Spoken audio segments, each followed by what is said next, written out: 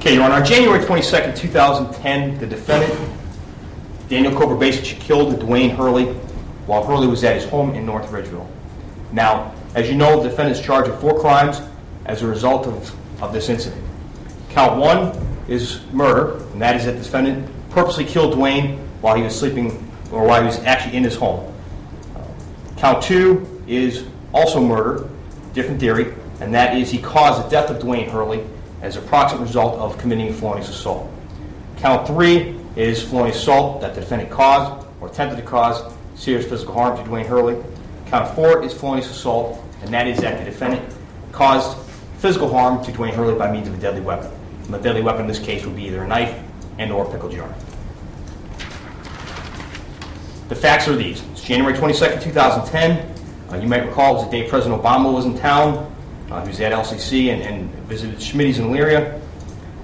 Now, the defendant is a 16-year-old boy. He previously attended North Ridgeville schools. He withdrew and was attending life skills in Elyria. The victim is Dwayne Hurley. He's a 55-year-old man, never been married, lived alone in his house on Ronald Drive in North Ridgeville. Was on disability. He had bad knees, bad wrists, bad back. He was also bipolar. Previously worked for the city of Avon Lake and had a prior criminal offense of bribery, I believe falsification, and theft in office. Now, the victim was very close to the defendant and his family. The defendant's family is made up of his mother, Donna Kovarbasich, his father, Terry Kovarbasich, his brother, Gregory Kovarbasich, who I believe is 19, and then, of course, Daniel, who is 16. The family often spent time with Dwayne. They do things for each other. Greg and Daniel would cut Mr. Hurley's grass. In turn, Mr. Hurley would let them drive his car and use a computer, come over to his house, just generally hang out. The family spent Christmas together, Thanksgivings together with Dwayne. Dwayne would often buy things for the family, not just at Christmas. He'd buy pickles, cigarettes, clothes, and like I said, he'd let the defendant drive his car, sometimes when the defendant was not licensed to drive the car. And like I said, yes. I don't want to interrupt. I want to keep the characters straight. Can you give me that's Mrs. Kovarbasich is Diane? Donna, Your Honor. Donna Kovarbasich.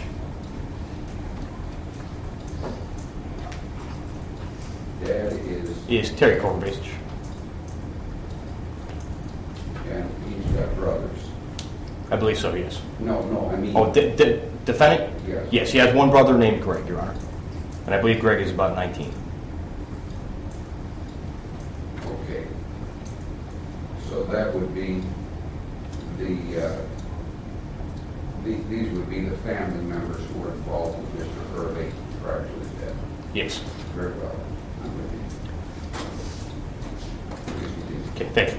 Now, the incident on January 22nd, 2010, it's not self-defense. It is involuntary manslaughter. The physical evidence that the state will show indicates that the victim was ambushed, pure and simple.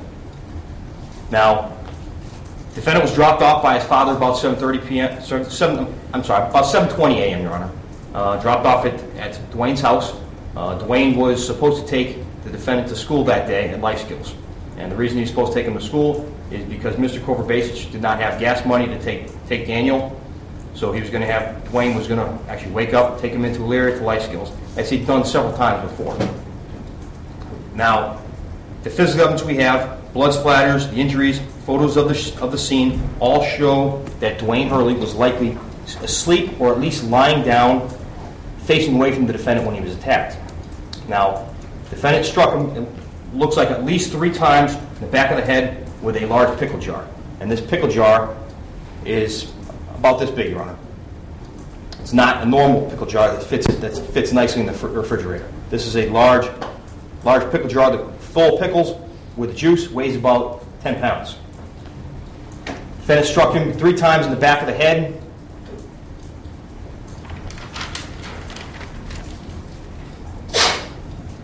The strike to the back of the head causes blood to splatter on the sheets and the pillowcases that are in the bed that Dwayne's lying in. Now, the pickle jar doesn't break. We believe he struck him with the bottom of the jar, not the rim part or the side. We believe it was the bottom part of the jar. In the course of the assault, the pickle jar opens, and the pickle juice spills all over, looks like it spills all over Dwayne, spills all over the bed, and then falls onto the floor. Defendant then goes to the kitchen. Dwayne gets up, gets out of the bed. He's in a state of confusion. He's in a stupor. He stumbles down the hallway. There's blood dripping from his head at the time, and you'll see blood on the closet door and on the door jambs, and then subsequently down the hall. At the end of the hall, Dwayne is then ambushed a second time by the defendant with a kitchen knife.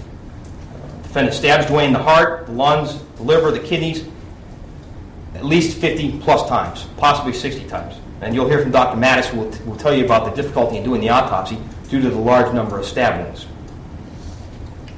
Most of the stab wounds are in the torso. Dwayne falls to the floor at the end of the hallway, right at the landing where the steps to his house to go out the door are. There's a stab wound to the heart, and that is what ultimately kills him. Drops his blood pressure.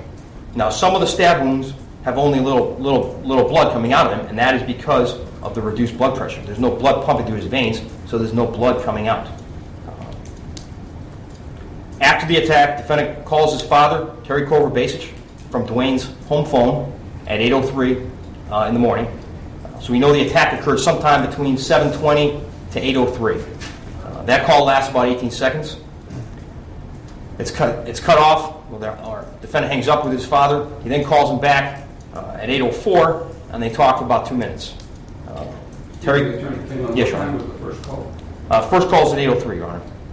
That's AM or PM? AM.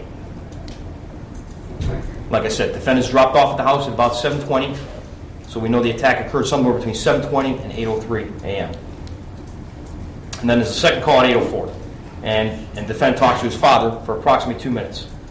Now, his father then picks him up, goes to the door, sees Dwayne lying there motionless, pretty much knows he's dead.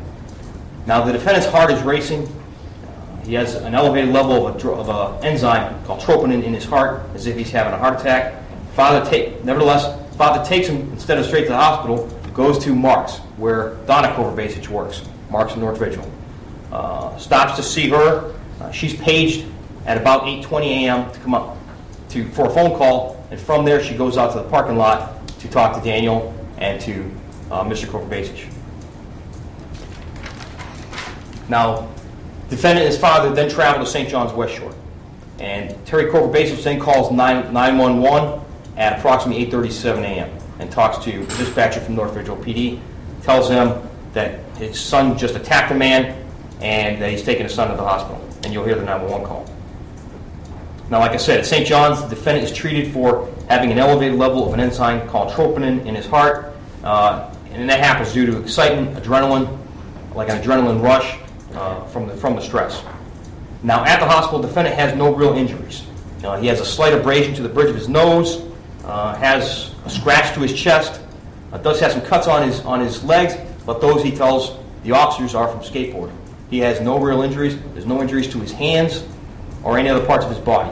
At North Ridgeville PD, officers went to St. John's and actually looked to see whether he had any injuries and took photographs of him there. He has no defensive wounds, and that means he wasn't attacked, and he didn't attack anybody by punching him, because otherwise he'd have cuts, scrapes on his hands, or at least bruising. It means he used a weapon. Now, North Ridgeville Police are dispatched to Dwayne Hurley's residence. They arrived there shortly after the incident, after 911 is called. They find Dwayne Hurley at the top of the steps. He's been brutally beaten about the face, the body. Like I said, he's been stabbed over 50 times, almost 60. He also has no defensive wounds to his hands or his arms, and that is because he didn't know it was coming. Like I said, he was ambushed. He had no idea the attack was coming. Now, the back of Dwayne's head has at least 3 whacks caused by what we believe is the pickle jar. And you'll hear from Dr. Mattis regarding why we believe it was the pickle jar. He'll tell you that these wounds are crushing wounds, not slicing wounds. And will be caused by a blunt object, such as a pickle jar. Dwayne's face, he's got significant bruising to the side, actually both sides, including one ear. He's got a U-shaped cut to the flap, like a flap to the right above his eye. His torso has extensive stab wounds to his chest. Like I said, the heart was pierced by one of those stab wounds, and that appears to be the fatal stab wound, Your Honor. His lungs are cut, and that bled out into his chest cavity and into his pericardial sac, which is the sac that surrounds the heart. The liver, which is examined in the course of the autopsy, is just filleted, and Dr. Mass will show you the photos and talk to you about that. The kidney, the back, the side are all full of stab wounds. Now, the physical evidence from the injuries at the scene do not lie. They've got no motive to lie. Hurley's hands and arms, like I said, have no injuries. The only evidence of any struggle on his hands or arms is that he has a broken fingernail, which appears that it could have been caused by a scratch on the defendant's chest. Like I told you, the defendant, all he has is a abrasion to the bridge of his nose and a slight scratch on his chest. Dwayne Hurley wasn't able to fight back because he didn't know it was coming, and the subsequent knifing and stabbing was all done at the end of the hall. That was a result of defendant's clear anger, but Dwayne wasn't able to fight back because he was in a stupor from the blows to the back of his head. Kind of like a football player who suffers a concussion and then is able to get up and runs to the wrong huddle or to the wrong side of the field when going off. Now, I expect the defense in this case to be that Daniel acted in self-defense. Of course, as you all know, that's the defendant's burden, and I submit to you he will not be able to meet that burden. I believe they may also try to get a lesser included, which would be the voluntary manslaughter. Lesser offense, but there is no reasonable, sufficient provocation by Mr. Hurley for Dan to use deadly force. And you're going to see, like I said, Dwayne was ambushed. He didn't even know this was coming. I expect defense counsel to claim that Daniel or Dwayne was trying to rape Daniel and had Daniel cornered. But you're going to see the physical evidence, and that does not appear to be true. As far as the defendant's motive for the crime, I expect the defense to put forth that Dwayne was homosexual and that he was possibly, like I said, possibly raping or having some type of sexual relationship with the defendant. I would say that may be true. There may have been some type of sexual relationship going on between Dwayne and the defendant. However, there was no rape. Clearly, this is a crime of passion. Daniel was in a fit of rage. We have 50-plus stab wounds, and we have severe facial injuries.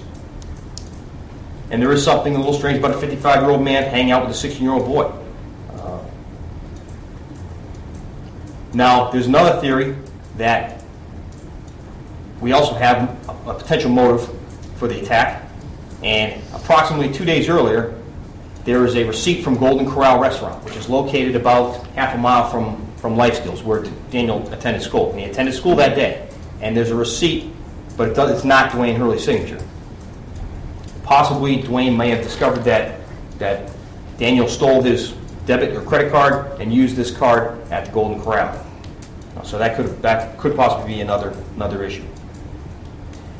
Dwayne, however, as you know, is deceased and is not able to tell us what the real motive was. And as you well know, I'm not required to prove a motive. It's not an element of the offense. Based upon what you're going to hear from all the witnesses and the evidence, the physical evidence, I'd ask you to return a guilty verdict on all 4 counts. Thank you. Thank you, Attorney Kinman.